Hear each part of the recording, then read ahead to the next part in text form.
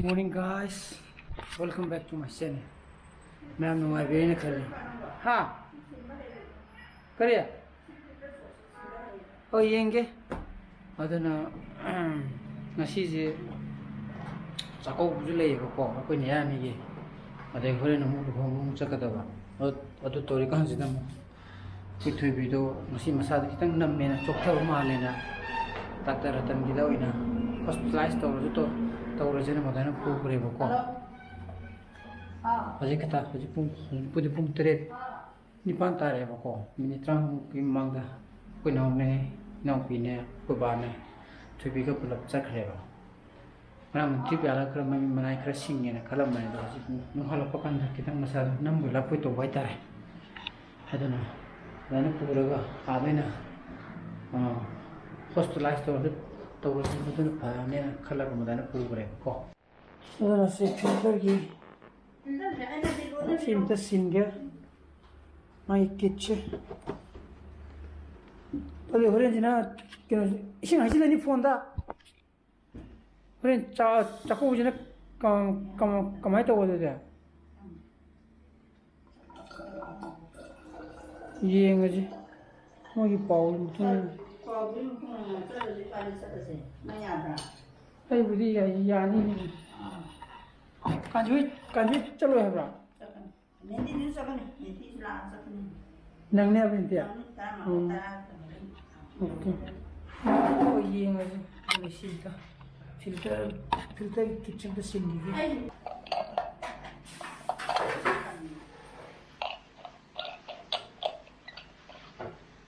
Aduna, dora pan ba. Masa kini camu aye.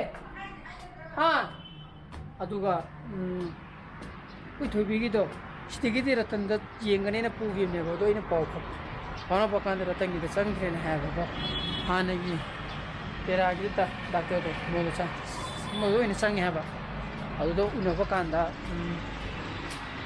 कम तो दा है जी अपन कोई मिना हाली मिना तो खर पीछे पिथो तो वो जो का क्या तो लगा ना है डीएनएस का अपन का ना है रे है hai bố cô giờ nó coi nào hỏi chúng tôi nè hai giờ nên là hai đây sao nó bao giờ class tao làm cái class này cái thằng good to ada nó phải chắp bút gì nữa cũng mà cái sao nó bắt ra cái những cái lúc bắt đầu tao con này đúng rồi đi những cái sao vậy thằng này chắc là với bố cô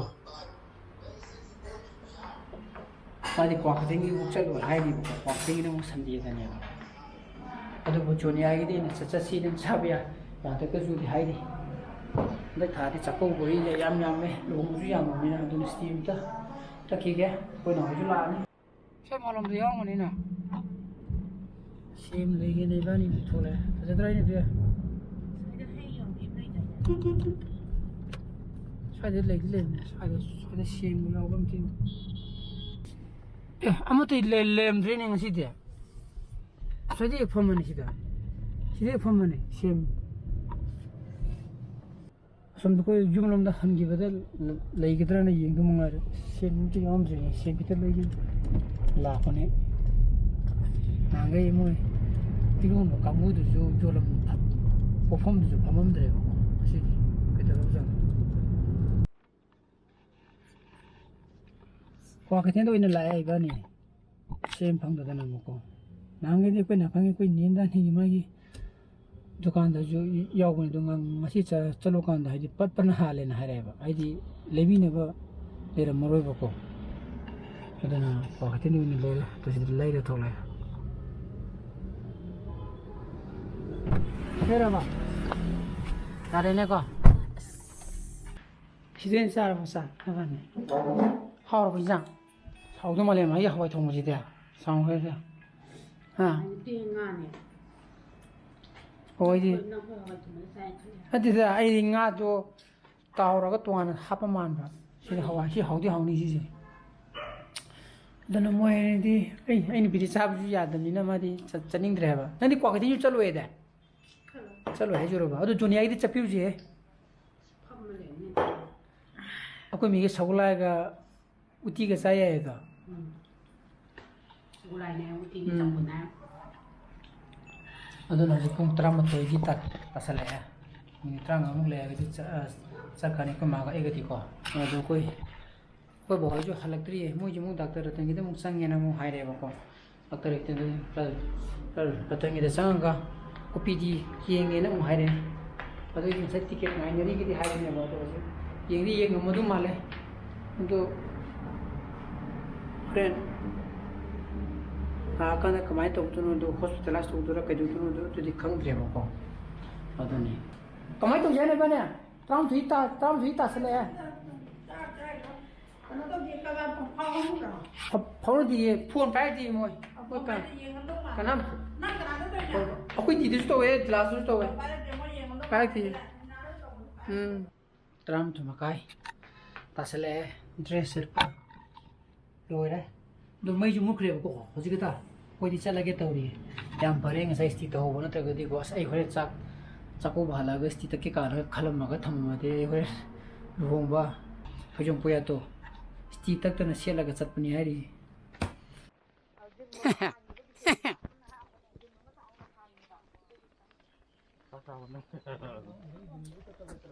ꯑꯩꯈꯣꯏ ꯌꯧꯔꯦ ꯑꯩꯈꯣꯏ ꯅꯤꯟꯇꯤꯅꯦ ꯑꯩꯅꯦ ꯑꯩꯈꯣꯏ ꯃꯥꯅꯦ ꯃꯣꯅꯤꯁꯅꯦ ꯀꯥꯟꯖꯤꯀꯀꯣ ꯉꯁꯥꯏꯅ ꯄꯥꯎ ꯄꯤꯔꯕꯅꯦ ꯑꯩꯈꯣꯏ ꯅꯤꯇꯣꯟꯅ ꯕꯣꯔ ꯌꯧꯔꯛꯑꯦꯅ ꯅꯤꯟꯇꯤ ꯍꯣꯏꯗꯤ ꯂꯩꯔꯤꯀꯥꯟꯗ ꯍꯩꯃꯥ ꯆꯪꯈ꯭ꯔꯕ ꯖꯥꯠꯂꯣ ꯁꯦꯀꯦꯟ ꯔꯥꯎꯟ ꯃꯥꯜꯂꯦꯗ ꯀꯥꯟꯖꯤ ꯑꯩꯈꯣꯏꯁꯤꯕꯣ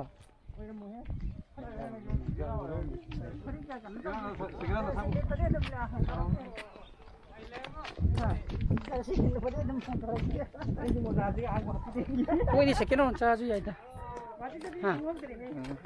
ꯑꯩꯈꯣꯏꯗꯤ ꯆꯥꯛꯀꯧꯕ ꯆꯥꯕ ꯂꯥꯛꯄꯅꯤꯍꯦ ꯑꯩꯈꯣꯏꯗꯤ ꯑꯃ ꯑꯣꯏꯒꯦꯔꯥ ꯑꯩꯈꯣꯏ ꯅꯤꯟꯇꯤꯒ ꯊꯥꯗ꯭ꯔꯤꯗ ꯀꯥꯟꯁꯤ ꯌꯥꯝ ꯋꯥꯠꯂꯤꯗ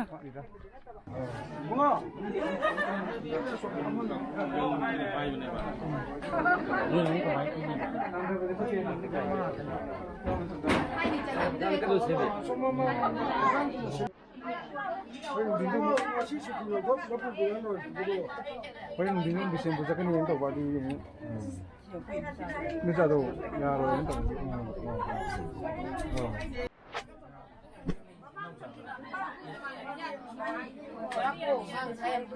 Kayno? Oh.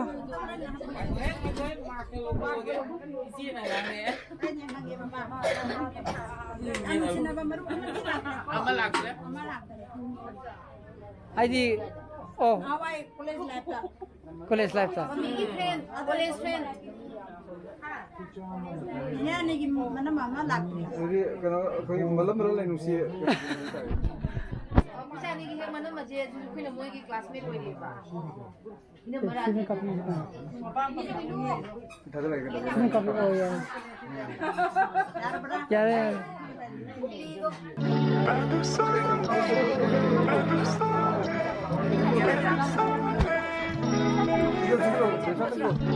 Tapi asam tu hangi. Si kau lagi mending je. Kau lagi mending tu hangi.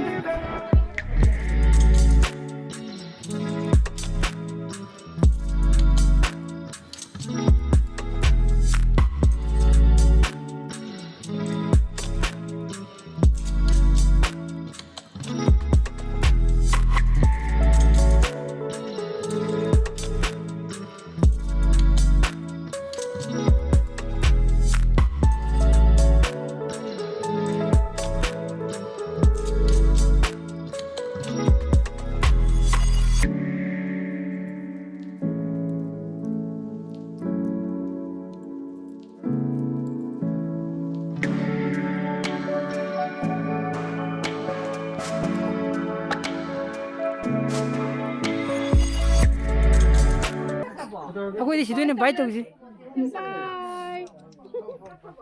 Asal biar terang. Hai.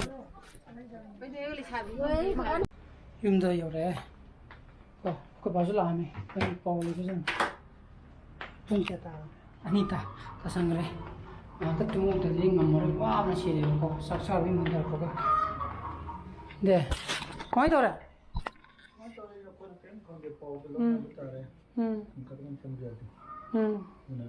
DP리 tumra 야디 하이브게 야디 하이디디 하디나 뭐 하야 하지금 빠빠 뭐 하글로 기들어네 나 포타라가 하글로잖아 게임 아주 또 야이 야담니나 좀더 세세 하던 지풍 뭐 가이 다선 그래 아 맞다 꽉 땡기 용도 하나 쌍어 먹어 하나 답이라만 해 보고 어디 있잖아 봐줘 보래 번호니 폰 돌이 또 오케이 그래 ಅದನ್ನ ಫಜನ ಚೆಕ್ ತೋರೋ ಅದನ್ನ ಹಜಿಕ್ಸೆ ಅದುಗ ಇಶಾನ ಪಾಜು ಪೂಲ ಯಾಬಕೋ ತೋ ಐದಿ ಯುಮ್ದು ಕನಾಮ್ ಲೆ ಹೊರದವ ಕು ಬಾಜು ಲೋಂಬಮ ಫತ್ ಲೌಸಲಗ ಹೊಸ್ತಾಂದ ಪೊಸಿನ್ ಮುಸ್ತಕನೆ ಬಗೋ ಜಕು ಮಾನಮು ವಿಷಯ ಬೋದ ಸಕೆದವ ಮಾವ ಧರೆನ್ ಲೋರೆಗ ಲೋಬಿರಾನಿ ಅದಂ ಶೋನಿಯಾ ಹಾಯ್ಗ್ರಬಾ 여기 털어보다. 너무 기분이다. Nanti saya nak beli dress, saya nak pergi. Okey okey tu ni dah. Beli dress tu kita tak potong pergi sangat. Jadi nak kau nak hujung hujung kau beli dress tu kau nak mui lumur negatif tak ada. Kalau kau mui, mana? Jangan nak high na, haki mang tu beli high na deh kau. Bau tu. Kamu hari kau cakap cakap nak kau apa kah? Adung game sana kau leh ro.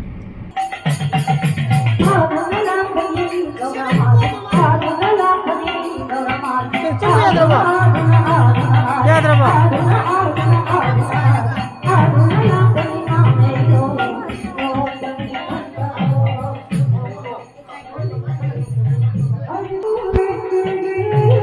Ini berarti pemerintah tu ni benar. Ha. Ini. Salah dia. Waduh. Kamu kak. Jadi tu ini. Siapa ni kau? Siapa bapa? Oh, saya tu hulu gini.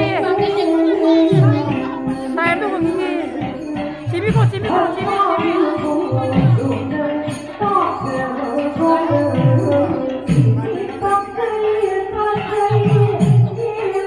Siapa?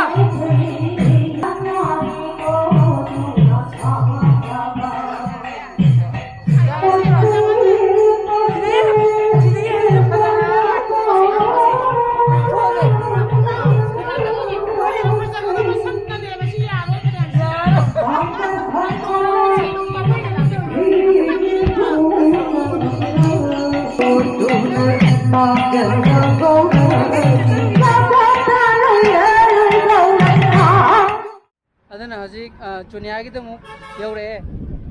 Sonia laukul re regana ini gari parking kan bila re me. Mau jadi. Nanti buat mana ke malenya. Ini sal ke ilar itu kau ni kone. Thola ke mulau thoa kita. Ayo sal jauh re. Ada na amtang sangu ye. Pung budi bangga tare bako. Bola apa ni tengah saya na? Oh, bumi thok ra ba. Oh, sen tu thau gini. Bor thok reh ji. Ada na tu mayan tu canguru gigi bako. La.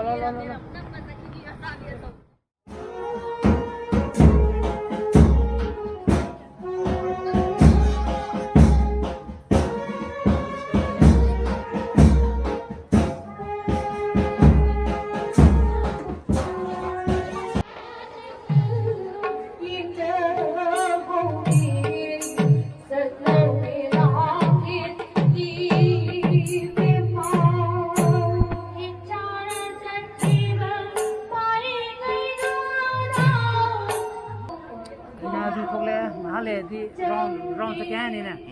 Nampak ni tinggal apa? Jauh kan ni.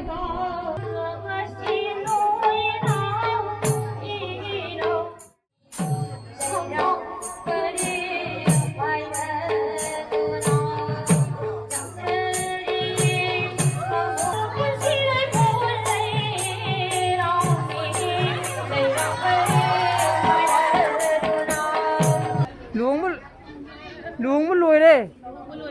Apa dah? Aku ini ngan tu lau dre.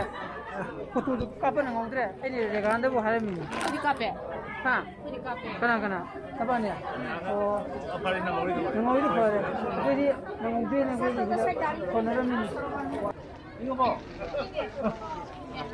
잉바 강이 버리네 많이 뭐 아이고 근데 잉절래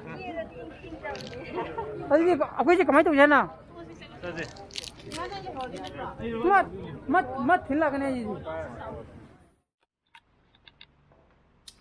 윰데 요래 지다 윰데 뽕 때려 막하이 얘래 윰데 핵 줘봐가 그나 폰 떠래 마이 포세 걸 팀비로나 마이 포세 걸 til로나 아주 폰 떠래 문다 아니 강근 그러니까 그렇게 하디 미는 시즌에 뭐 강근 하이네 더 있더라고 또 보도 모두 어도 아이모 폰 떠렇게 하기 메봐 와래 포타로 아 그렇자 싸래 하인데 양팔 어디 농니니 지금데 너한테 얘기라 정무디 아들이나 하이디 총나 산나디 아들이나 뭐게디 뭐지 네게티브 착합니다 어디가 포지티브 따라 되고 뭐 다 사더니 에이 단 들어고 라이리 단이 단 들어니나 그 뭐야 테스트 야로 이더니 어디는 지금 누워 아니고 사이드에 합더라고 TV 텐션 같다. 나랑 나는 포타라지 에이 다서 폰 들어 이거 뭐 아이 포지티브 좀 수라 봐 수라 어디는 그 나오기 포지티브 팀비우기게 어디는 야무지 농아래 그 TV 짜래 그래 하이디 짜래 콜레나 하이디 제거 짜닝 거 보여 하이지 어디는 매암 앵시기 프로틴 마타인 대로 신저라게 이게 보시고 빠미 토거디 like to 비로모 share to view 어느 views or view subscribe to 비로모 거 뭉샤나 버슬레 비요 so please be safe and be healthy bye bye good night